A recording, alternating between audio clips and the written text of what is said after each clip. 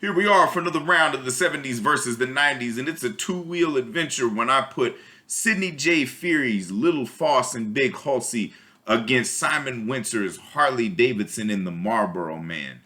And this one was a real fun round to do, man. So let's just dive right on in. The first one we have is Little Fauss and Big Halsey. And we have Michael J. Pollard is Little Fauss and Robert Redford is Big Halsey. And they both, race motorbikes and stuff and around the dirt tracks and all that stuff. And you got the only difference is you got Michael J. Pollard is, a dumpy, silly looking son bitch. And then you got Robert Redford, was the heartthrob of the time, in his prime.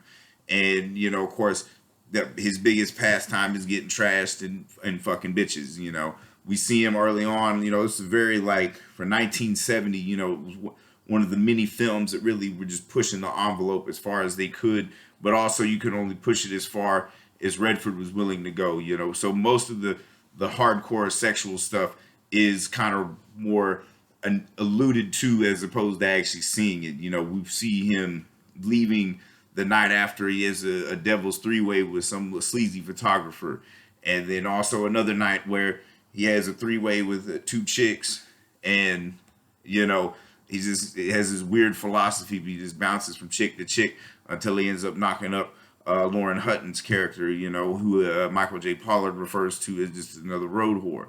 And of course, when Michael J. Pollard starts as kind of a nice guy, it's all they have meeting by chance, and they end up like riding, doing the swap racing together and stuff. And, what essentially ends up happening is Robert Redford's character, Halsey, ends up rubbing off on Fauss, and he becomes an asshole himself.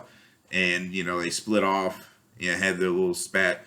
And, at the end, they have the race, and, little Fauss is really kicking ass and stuff. And then it just freeze frames on Halsey, and he's just on the side of the track, wrecked and stuff, and they had the announcer going, "Keep your eyes on Little Fauss," and you just see Redford's eyes going towards Foss's direction, and it just freeze frames, that same kind of bullshit that they did in Butch Cassidy and the Sundance Kid, which really kills the movie, because like I said, it started out strong. There are a lot of great side characters and stuff. Little Foss's parents are brilliant in the movie. They got a lot of funny moments, and there's a lot of cool action. With the bikes and stuff. But it could have been a much more fun buddy comedy than it was. I don't even know if you could really call it a comedy. It's not really that funny, and it's definitely not fun at all. But the ending had a chance to be like poignant, like they could have, like once Little Fauss is like doing the best he's ever done in his life, then he ends up like blowing up or dying or some shit, and or just something fucked up happens. But instead of just leaving it on this thing, like, oh, he's possibly achieving something. That's such a cop out fucking ending, And then we move forward to a film that is not as slow and it's more fast-paced, and can probably be labeled as a buddy comedy. We have Simon Wincer's Harley Davidson and the Marlboro Man, and starring Mickey Rourke as Harley Davidson and Don Johnson as the Marlboro Man, which is the disclaimer at the beginning of the film says, there's no intention of emulating either company. They don't have the permission anyways.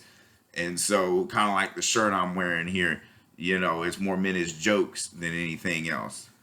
But honestly, what they do is they end up making a movie that's far better than Butch Cassidy and the Sundance Kid, and even Little Fauss and Big Halsey, because it's a movie that kind of understands what it is. It's not really trying to make a statement.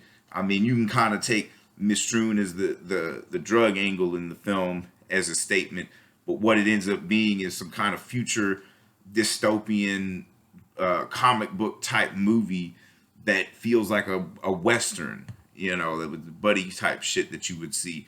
And Mickey Rourke and Don Johnson have phenomenal chemistry in the film, and it's like, not like it's a dynamic of where they're equals, but they also have their flaws and they balance each other out. It's not really that dynamic of like where you see Robert Redford and Michael J. Pollard and Little Fauss and Big Halsey, where it's like Redford's the pretty boy asshole, which in a way, that is one of Redford's best performances. He is very insolent, in probably the most insolent I've ever seen Robert Redford be in a film, and he plays it perfectly. Of course, Sidney J. Furie, there's only one other Sidney that could direct Robert Redford properly, and that would be Sidney Pollack, in case anybody doesn't know that.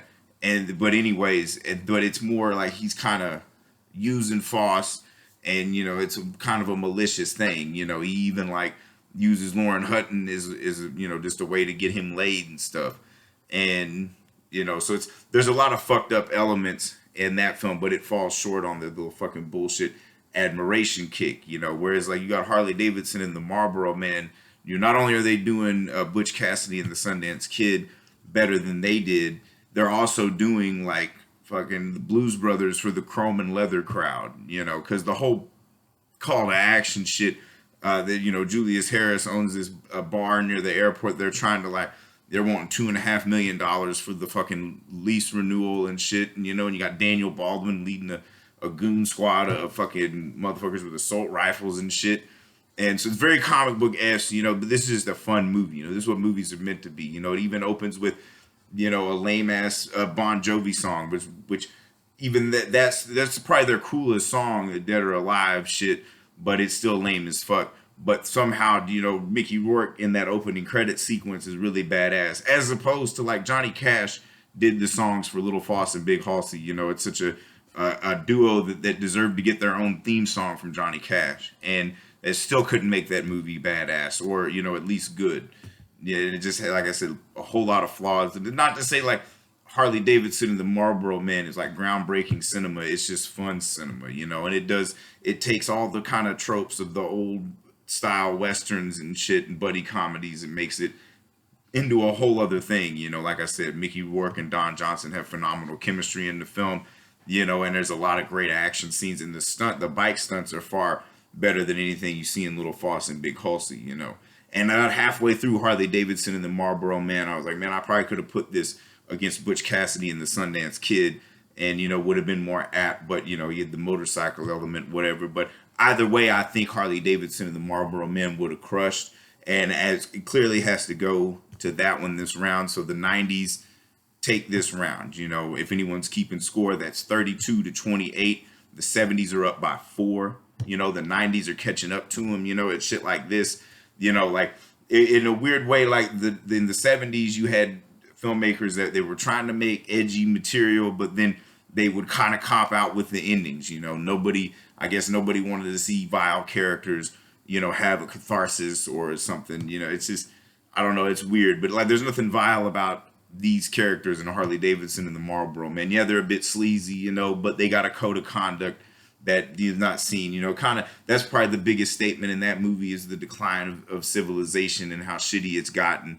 And, when you kind of need guys like that, that old Western mentality and shit. And the ending's great too, because, Marlboro gets to do his rodeo thing. We see him, he's riding the shit out of that bull. And then, fucking Harley Davidson gets to do his thing. He rides off into the sunset with a fine ass woman on the back of his motorcycle with her legs wrapped around him and shit.